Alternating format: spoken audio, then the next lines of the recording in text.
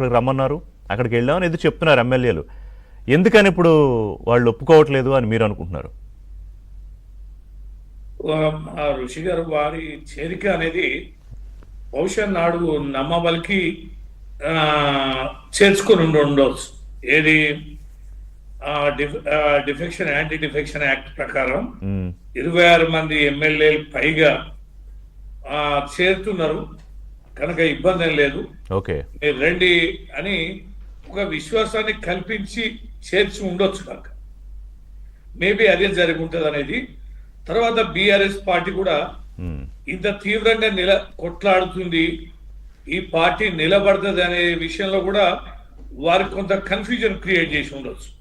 వీరు చేసిన నేరాలు చాలా ఉన్నాయి, అవన్నీ కూడా మేము చర్యలు చేపడతాం, జైల్లో ఉంటాం, ఆ పార్టీ ఉండదు, ఇక కేసీఆర్ గారి కుటుంబం మత కటకటాల పాలవుద్ది కనుక విచ్ఛిన్నం అయిపోద్ది, ఆ పార్టీ బ్రతికి బట్టగట్టే అవసరమే లేదు, అవకాశమే లేదని ఇవన్నీ ఇంటర్నల్ గా మాట్లాడినట్టుగా దాంట్లో పాల్గొన్న వ్యక్తులు చెప్పిన విషయాలు మా దృష్టికి వచ్చాయి. అంటే అనేక ఇంత సీనియర్ నాయకులు అయినా కూడా, లెజిస్లేటర్స్ అయి ఉండి కూడా వీరు ఈ రకమైన మాటలని నమ్మి వారు ఆ పార్టీలో చేరారు. ఎప్పుడైతే మేము సుప్రీంకోర్టుకి వెళ్ళామో, ఎప్పుడైతే చట్టపరంగా దీన్ని తీవ్రంగా పరిగణించామో, ఇక అక్కడి వరకే ఆగిపోయింది. బీఆర్ఎస్ పార్టీ పైన వారు కేసు అంటే మీరు వెళ్ళరు అని ఇప్పుడు ఎవరైనా ఊహిస్తారు కదా, మీరు కంప్లైంట్ చేస్తారు, ఎందుకంటే గతంలో కూడా వాళ్ళు కూడా చేశారు.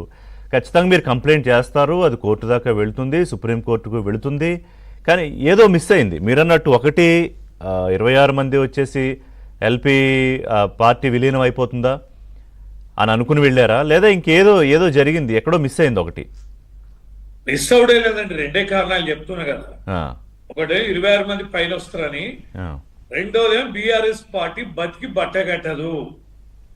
బీఆర్ఎస్ పార్టీలో చాలా అల్లకల్లోలం ఉంది, దీంట్లో కుటుంబ పంచాయతీలు ఉన్నాయి, తర్వాత పోతే వీరి మీద అనేకమైనటువంటి అవినీతి ఆరోపణలు ఉన్నాయి, అవన్నిటి కూడా సాక్ష్యాలు ఉన్నాయి. కేసుల పరంగా వారందరూ కూడా జైలుకు వెళ్ళడం ఖాయం కనుక ఆ పార్టీ ఉండదనే ఒక నమ్మకాన్ని కూడా కల్పించి ఉండే అవకాశం ఉంది. కల్పించారనేది మాకున్నటువంటి కొన్ని సోర్సెస్ ద్వారా తెలిసిన విషయం ఇది. తర్వాత మీరు అన్నట్టుగా మీ ఇంట్రడక్షన్ లో చెప్పారు, మేం చేస్తాం, గతంలో వాళ్ళు చేస్తాం, ఎవరు చేస్తాం అంటే, ఎవరేం చేసినా కూడా వీరి ఎన్నికల ఎజెండా ఋషి గారు మీకు తెలియదే ఉంది. రేవంత్ రెడ్డి గారు పిసిసి అధ్యక్షుడిగా ఎన్నికల సమయంలో ఎన్ని రకాల వాగ్దానం చేశారు.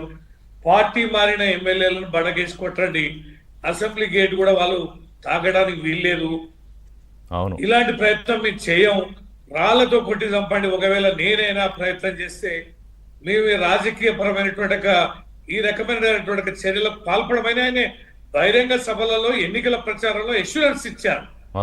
ఈయన ఎష్యూరెన్స్ మేరకి ఆ ఎమ్మెల్యేలు అందరూ కూడా ప్రజలు ఓడించారు. అంటే ఈయన మాటలకి ఒక విశ్వాసం అనేది అక్కడ కలిగింది కనుకనే పార్టీ మారిన ఎమ్మెల్యేలు కూడా గెలవలే.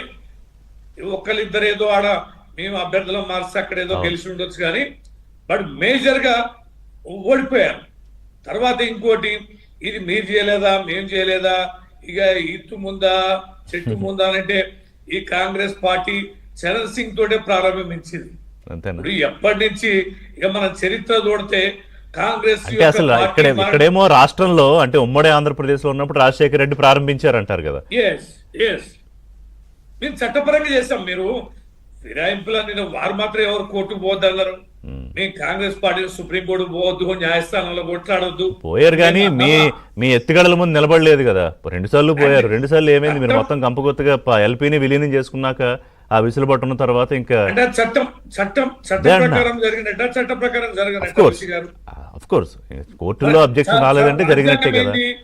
రాజ్యాంగాన్ని అనుసరించమంటారా కానీ రాజ్యాంగాన్ని అనుసరించి కూడా ఇట్లాంటి పనులు చేయొద్దనేది ఏం లేదు కదా. సరే, ఓకే, ఆ వాదనకే వద్దాం, ఆ వాదన మీదే మాట్లాడదాం. ఇందిరా శోభన్ గారు జాయిన్ అయ్యారు. శ్రీనివాస్ గారి దగ్గరికి వస్తా. ఇందిరా శోభన్ గారు కాంగ్రెస్ సీనియర్ నాయకురాలు. నమస్కారం ఇందిరా గారు. సో సరే, జరుగుతున్న దాన్ని బట్టి క్రాస్ ఎగ్జామినేషన్ ఏమైనా జరుగుతుంది ఇందాక నేను చెప్పినట్టు.